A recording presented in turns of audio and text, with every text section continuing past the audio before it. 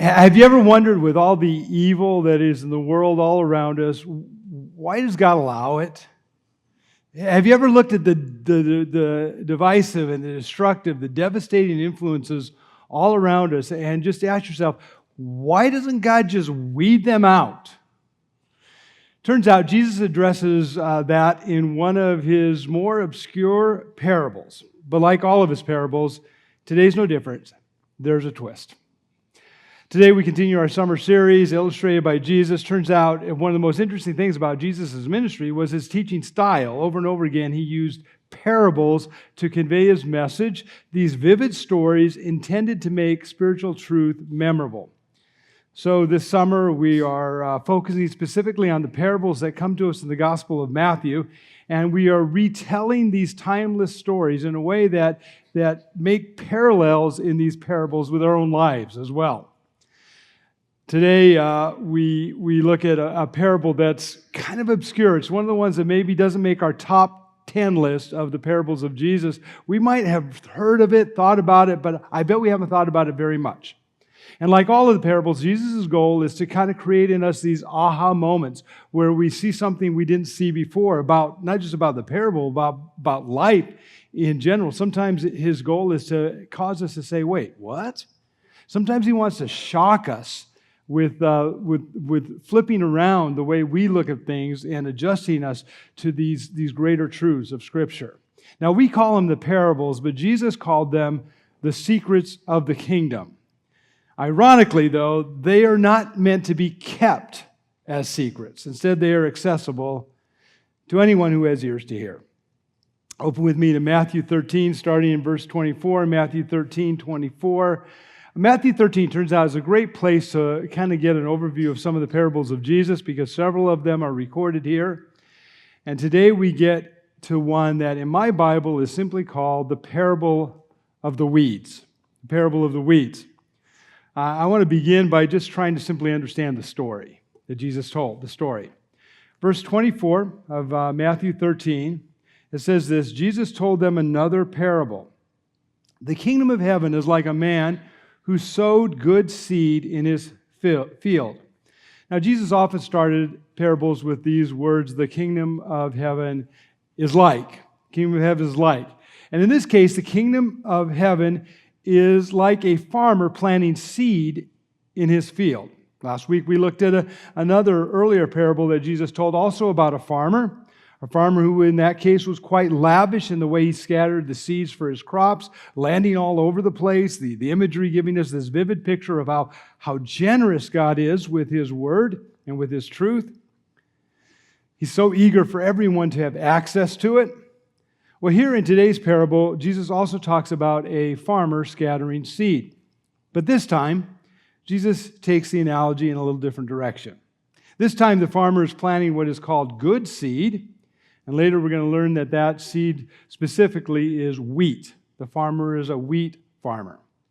And that would have been a very relatable illustration back then. Everyone back then lived closer to the land. Everyone back then either was or knew a wheat farmer. Nothing unusual here, a wheat farmer planting his crop. But as the story continues, we're about to see that all of that is about to be jeopardized. Verse 25. But while everyone was sleeping, his enemy came and sowed weeds among the wheat and went away. The weeds here are probably a strain of weeds called darnel. Darnel is a weed that mimics wheat. In its younger stages, in fact, it is virtually indistinguishable from wheat. Then as it grows, the roots of the weeds intertwine with the wheat, making it difficult to pull up the weeds without pulling up the grain as well. And get this, back then, if a farmer wanted to sabotage a rival farmer, he would come in and sow darnel in the enemy's field. So again, verse 25. But while everyone was sleeping, his enemy came and sowed weeds among the wheat and then went away. Verse 26, when the wheat sprouted and formed heads, then the weeds also appeared. The enemy's plan worked. The weeds and the wheat grew up together, intertwined, making it incredibly difficult to pull out one without pulling out the other. Verse 27. The owner's servants came to him and said, Sir, didn't you sow good seed in your field? Where then did the weeds come from? The farmer's workers are confused. So they ask the farmer, the owner of the land, they say, what happened? The farmer responds, verse 28, an enemy did this. And even though it was a monumental task to somehow now pull out and remove all the weeds, the farm workers are up for the task. Rest of verse 28, the servants asked him, do you want us to go and pull them up? Now, it turns out that's a good question. Unless the farmer has some plan that they don't know about, this seems like their only option. The painstaking labor of separating the weeds from the wheat. And no doubt, as Jesus is telling this parable to those who were gathered there that day, they all expect the farmer to say, yes, of course. Get busy. Separate the weeds from the wheat. Get all those weeds out of the field. Instead, the farmer says this, verse 29. No, he answered, because while you are pulling the weeds, you may uproot the wheat with them. Let both grow together. By the way, this is my answer when I'm asked to pull weeds. I just refer to this verse. No, let both grow together. I can't pull weeds. It wouldn't be biblical. Actually, one of my first jobs as a 12-year-old kid was pulling weeds for one of my neighbors, their yard. I got 50 cents an hour. And their yard was huge. And ever since, I've had an aversion to pulling weeds. So now I have a verse to justify it. Again, verse 30. Let both of them grow together until the harvest. At that time, I will tell the harvesters, first collect the weeds and tie them in bundles to be burned. Then gather the wheat and bring it into my barn. To everyone's surprise, the farmer's plan was to wait till harvest time, to not pull the weeds early. So that's the story contained in this kingdom secret illustrated by Jesus. But fortunately, Jesus also gives us the meaning of the parable, the meaning of the story that he illustrated. So flip down just a few verses later in this chapter, down to verse 36. There, Jesus gives us the meaning of the parable that he has just told. In verse 36, it says, Then he, that is Jesus, left the crowd and went into the house. His disciples came to him and said, Explain to us the parable of the weeds in the field. Jesus, what exactly were you trying to illustrate out there? There's a lot going on in that parable. I'm not quite sure what you meant. What exactly was the point? And Jesus goes on to explain the symbolism behind the narrative. Verse 27, he says, He answered, The one who sowed the good seed is the Son of Man. Son of Man was one of Jesus' favorite terms for himself. Therefore, the farmer represents Jesus. The farmer represents Jesus.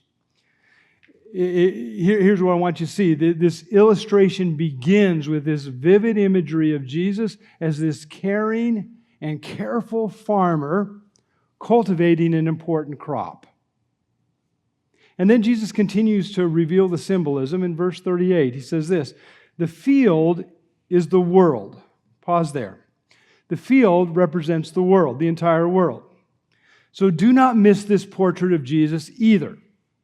When Jesus wants us to picture him, it is not some distant God tucked away in some far corner of the universe, removed from all that we experience. Yes, he is seated in heaven, but he is also actively engaged in this world, like a farmer with his crop. Jesus is active on this planet. He is involved in the lives of all people all over, cultivating spiritual life in every corner, every place, every neighborhood. Jesus wants us to see him as this active farmer engaged in all of the world. The world is the field, and Jesus the farmer. Again, verse 38. The field is the world. And the good seed stands for the people of the kingdom. The good seed, which we later learn is wheat, the wheat represents the people of the kingdom. The people of the kingdom. Again, it's an incredibly vivid picture of Jesus. He's in the world tending his treasured investment. One of the chief things that Jesus is doing right now is he's shepherding his people. He's building his church. He's producing this rich harvest among his followers. Like a careful farmer, he's cultivating his crop. He's fully engaged in the lives of his people. He never, ever takes his eyes off of you. But then Jesus adds at the end of verse 38, the weeds are the people of the evil one. The weeds represent the people of the evil one. Now, while we would be quick to admit that in this world there's really quite a vast array of people with interesting and complicated lives with so many unique and different expressions, in the end, Jesus explains that there are really only two types of people. In the end, we either belong to Him or we don't. We are either people of the kingdom or people of the evil one. I'll come back to that in a moment. Verse 39. And the enemy who sows them is the devil. The enemy, Jesus says, represents the devil. Satan is the enemy of God and the enemy of all humanity. And then the rest of verse 39, the harvest is the end of the age, and the harvesters are the angels. The harvest stands for the end of the age when the angels will assist in gathering up all of God's people. So we quickly see that there are a lot of analogies baked into this parable. But then Jesus amplifies the details surrounding the harvest at the end of the age. There will also be, Jesus shows us, a sobering endgame for those who reject Jesus' cultivation in their lives. Verse 40, as the weeds are pulled up and burned in the fire, so it will be at the end of the age. The Son of Man will send out His angels, and they will weed out of His kingdom everything that causes sin and all who do evil. They will throw them into the blazing furnace, where there will be weeping and gnashing of teeth. On the other hand, Jesus says He says about those who are open to His cultivation, He says this in verse 43, then the righteous will shine like the sun in the kingdom of their Father. Whoever has ears, let them hear. When I was looking over the parables that we would talk about this summer, that we would go through in Matthew, I was kind of looking at all of them. This was the one parable that I wasn't all that excited about preaching. Precisely because it ends with this sobering reality that some people will be eternally separated from God. Jesus could not have been plainer. Charles Spurgeon, the great English-British preacher, said that we should never speak of hell without tears in our eyes. Nonetheless, it is a stark, uncomfortable, and clear teaching that this parable addresses. God invites everyone into His harvest, but not everyone responds to His cultivation. Now, I told you I wasn't all that excited about this parable when I first looked at it, but now as I've lived with it, I'm actually fascinated by it. And so, as my first plan was going to save it for Andrew to preach later this summer, now I'm going through with it. And I'm excited about it, actually, and my excitement lies in the twists as well as the takeaways. So let's get into them. First of all, the twists. I imagine it's possible for some people to hear this parable and take it to mean that the devil has somehow secretly planted evil individuals among God's people, that we need to somehow be on guard. There are weeds among us, and this terrible reality, this terrible problem needs to be fixed immediately. This line of thinking points out that the devil scattered the weeds under the cover of dark, the implication being that God is somehow unaware or surprised that He has been sabotaged. But that is not what Jesus said. In fact, in verse 25, when it says, while everyone was sleeping, his enemy came and sowed weeds among them, it literally says, while his men were sleeping. It doesn't come out in all the translations of the Scripture, but that's literally what it says. While his men were sleeping. It was the workers who were asleep, not the owner, which is why he knew what happened. And here's what that means.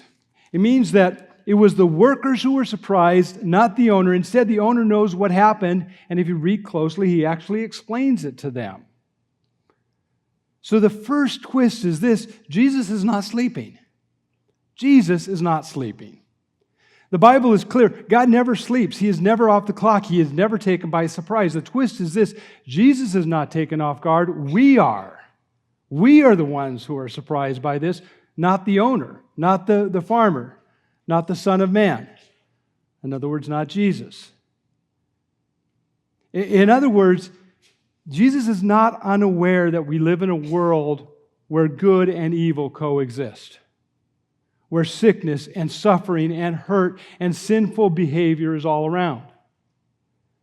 It doesn't surprise him. He is not alarmed. It always catches us off guard, but not him.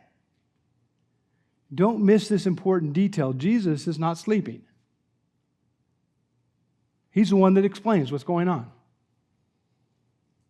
The other twist is this: Jesus does not say that the main problem is that there are weeds mixed in with the wheat, that we need to somehow purge ourselves from every sinful influence. Instead, the main problem is that if the workers tried to uproot all the weeds, a lot of the wheat would get uprooted as well. Again, verse 29, the owner tells the workers, while you are pulling up the weeds, you may uproot the wheat with them. In the early stages, the wheat and the weeds look very similar, pretty much the same. The two are indistinguishable. More than that, their roots are intertwined. And it would be very easy for the workers to dislodge the wheat in an attempt to purge the weeds. So the second twist is this: God reserves his judgment for our benefit. For our benefit. He knows that if he was to radically remove all the evil from this world, all of us would be at risk too. As author Daniel Price and Eric Sorensen put it, Jesus knows wheat can look a whole lot like weeds when we are judging it before the final harvest. I mean, if you think about it, we all started out as weeds. And it is only through Jesus' cultivation process that we are being transformed from weeds to wheat. So according to Jesus, the second twist is this: God reserves his judgment for our benefit so that unintentionally some of the wheat will not be dislodged with the weeds. And now that we have enough of a handle on this parable to kind of understand what Jesus is saying, let me help us gather some important takeaways. The first takeaway is this: even though God calls us wheat, we can all still be pretty weed-like.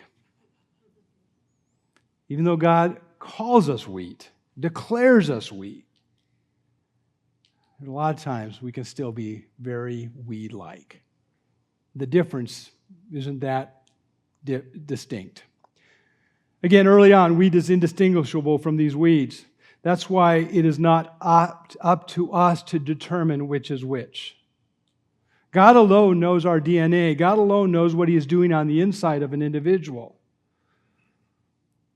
Sometimes people expect the church to be perfect.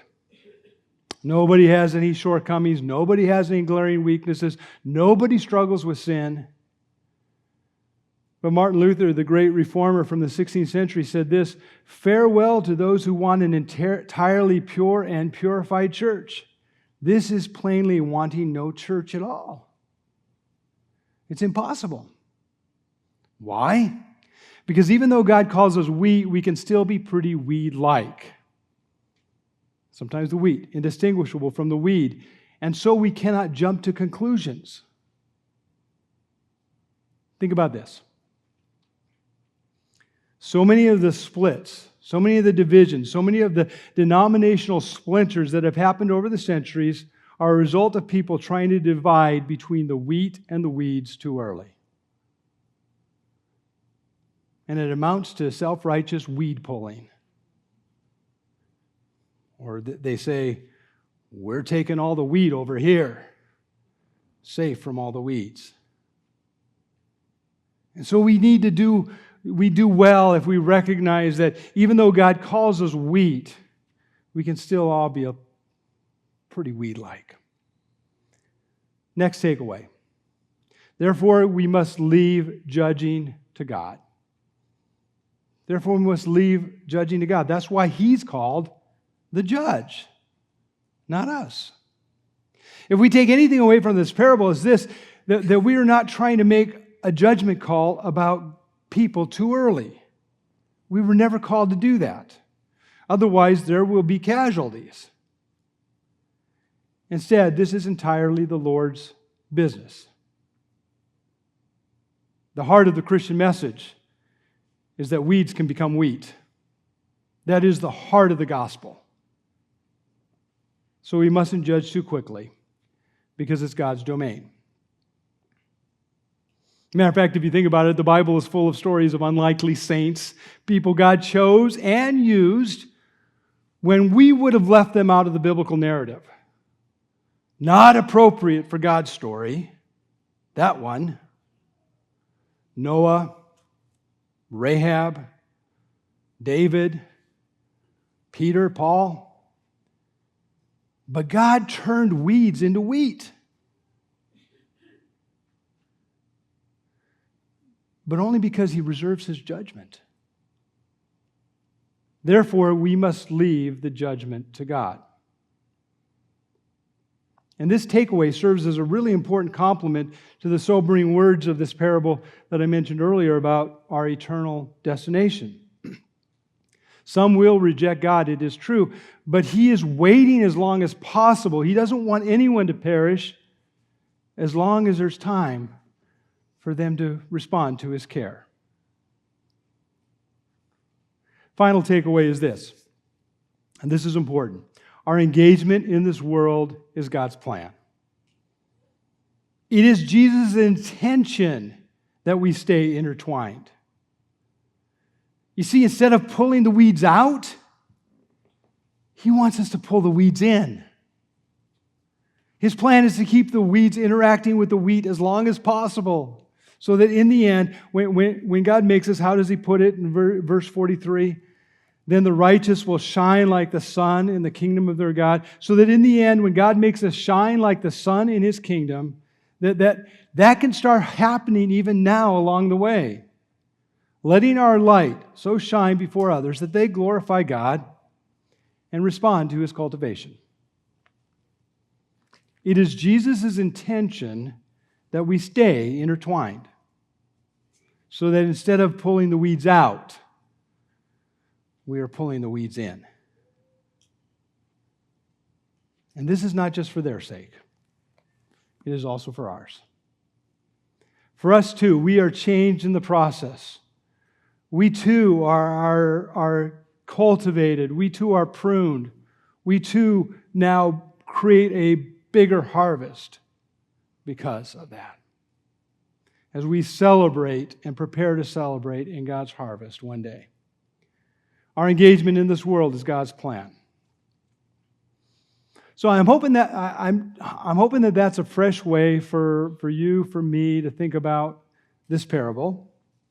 That we will come to realize, as the title of this message puts it, God's not through with them or you. It's a phrase that we should carry with us. It's a phrase that should frame the way we think about life. God's not through with them or you. Because sometimes the wheat is indistinguishable from the weeds. So we must leave the judging to God, knowing that our engagement in this world is God's plan.